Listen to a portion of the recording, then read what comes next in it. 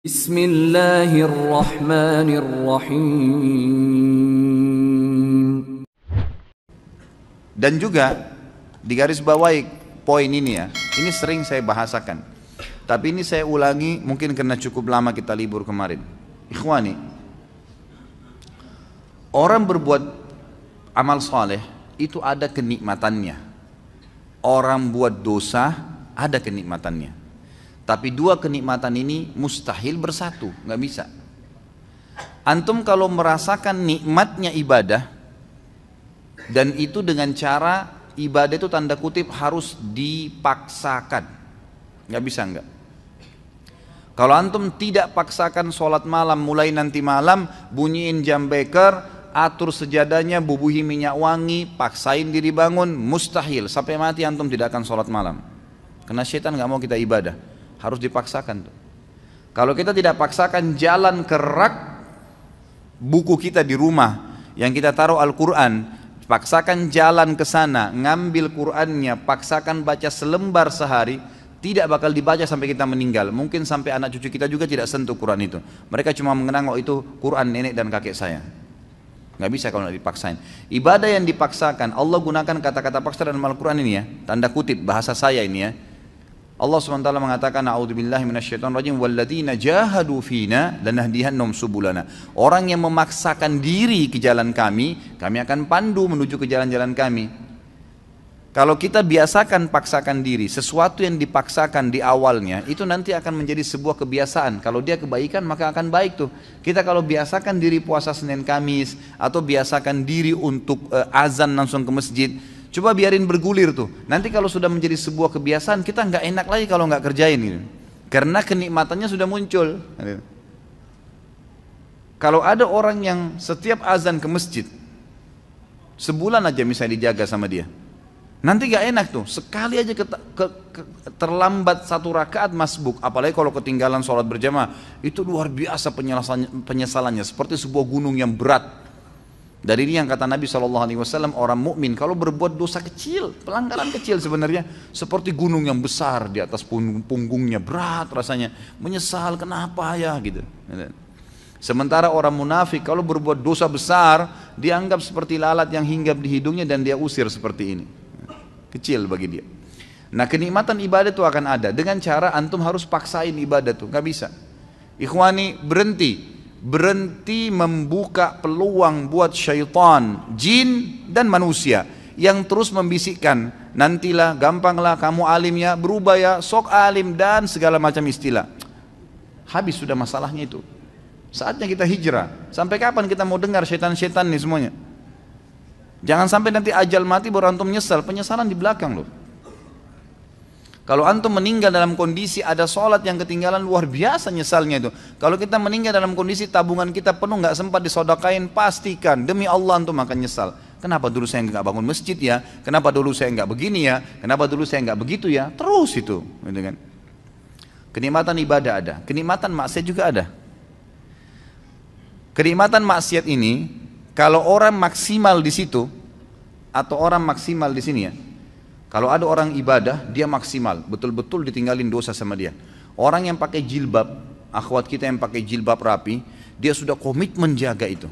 Sama tadi dengan misalnya laki-laki kalau jaga sholat di masjid. Luar biasa, dia tidak mau ada orang lain lihat sehelai rambutnya pun kecuali mahramnya. Satu waktu ada orang nyelonong masuk ke rumahnya. Pas nyelonong masuk ke rumahnya, lihat rambutnya, apa yang terjadi? Pasti ukhti itu menyesal. Luar biasa terbebani, kenapa nih rambut saya kelihatan?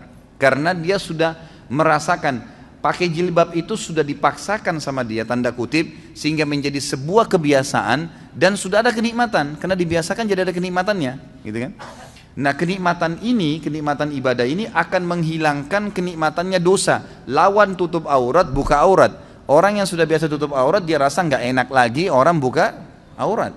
Orang yang biasa sholat, hilang kenikmatan meninggalkan sholat, karena lawannya sholat pahala, ini meninggalkan sholat dosa, gitu kan? Orang yang tarik kepada semua ibadah nih, orang yang biasa gemar bersedekah bantu orang, nanti dia nggak enak, lawannya itu pelit yang akan kita bahas malam ini. Itu berat, dia jadi tidak mau tuh, tidak ada kenikmatannya lagi. Dia kalau punya sesuatu, siapa lagi nih yang mau dikasih nih, dikeluarkan, gitu kan? Seperti itu. Dosa dari sisi lain juga punya kenikmatan. Dosa punya kenikmatan. Orang kalau sudah membiasakan diri dalam kemaksiatan, misal perempuan tidak tutup aurat, dia pakai celana pendek, pakai celana ketat, bajunya luar biasa terbuka, gitu kan? Kenikmatan dia jadikan sebagai kebiasaan, muncul kenikmatannya itu. Makanya semua yang dibeli pakaian pendek semua. Kenikmatan ibadah lawannya tutup aurat itu hilang dari dia. Mustahil dia mau tutup auratnya, gitu kan? Karena dia sudah merasakan kenikmatannya maksiat nih. Gitu. Tarik ini dalam semua kemaksiatan, kemaksiatan apapun yang antum rutinkan. Makanya sering saya bahasakan ikhwani, Allah Subhanahu Wa Taala menyibukkan kita dengan kegiatan-kegiatan agama tuh. Dibuatin jadwal seharian, ada jadwal sholat, ada jadwal baca Quran, ada amal-amal soleh, banyak programnya ditawarkan supaya padat. Syaitan untuk membuat agar program-program ibadah ini terganggu, dibuatin program juga sama dia, program-program kemaksiatan.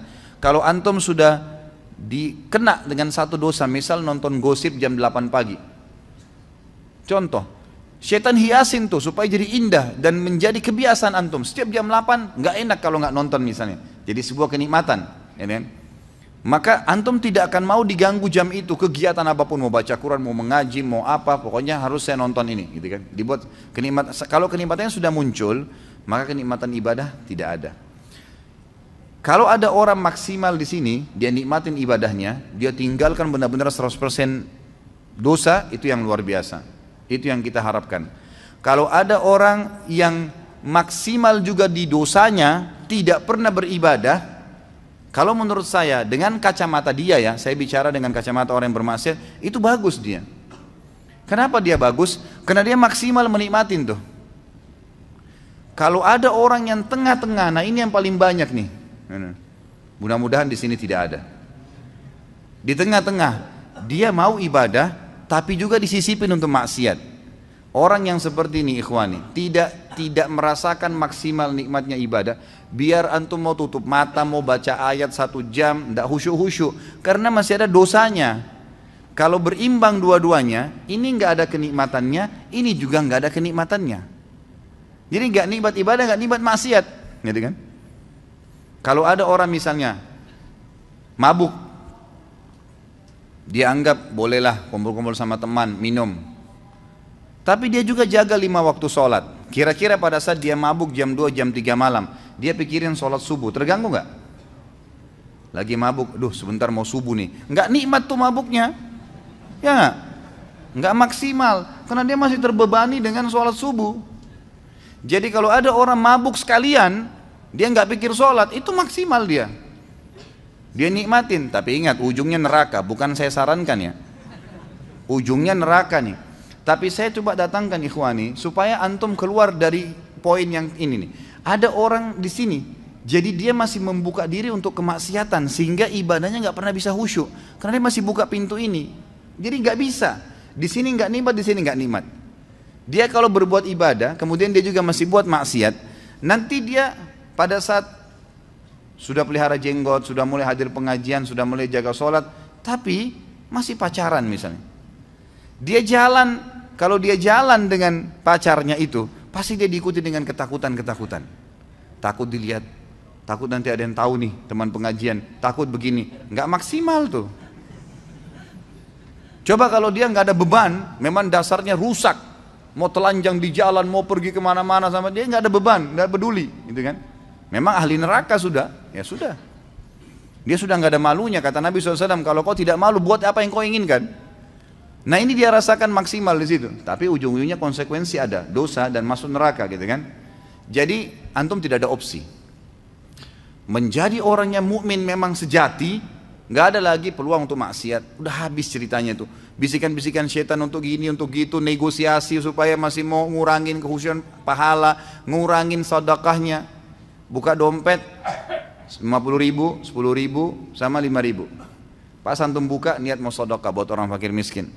Begitu antum buka syaitan bisikin 5.000 aja. Ya. Diambil 5.000 kasih. Enggak, a'udzubillahi minasyaitonirrajim. Makin besar jaring yang kita lempar, makin besar ikan yang didapat. Bagaimana caranya orang mau dapat ikan paus pakai cantolan yang kecil? Jebol lah. Untuk nangkap ikan teri dipakai untuk panggil ikan paus, nggak bisa. Pakai kapal tanker. Tuh dapat ikan paus tuh besar, gitu kan.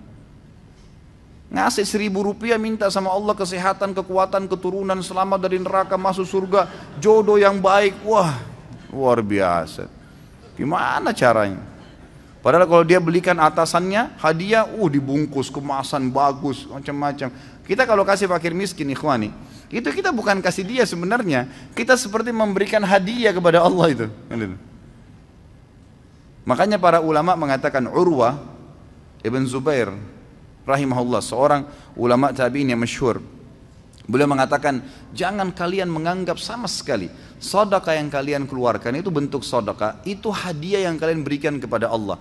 Maka malulah seseorang di antara kita kalau memberikan kepada Allah lebih sederhana dari apa yang dia berikan kepada orang yang dia hormati dari manusia. Kalau perlu, kalau kita mau kasih buah, memang di packing resmi, bagus, kasih fakir miskin. Itu gimana senangnya dia. Dia sih cuma dapat duniawianya, tapi Allah memberikan kita balasan sesuai dengan kadar keikhlasan kita. Gitu kan? Jadi di sini maksimal ke sini, dan ini sudah tolak. Saatnya hijrah, nggak bisa sampai kapan nih? Gitu. Kalau setengah-setengah percuma gitu. Tidak akan merasakan kenikmatan semuanya.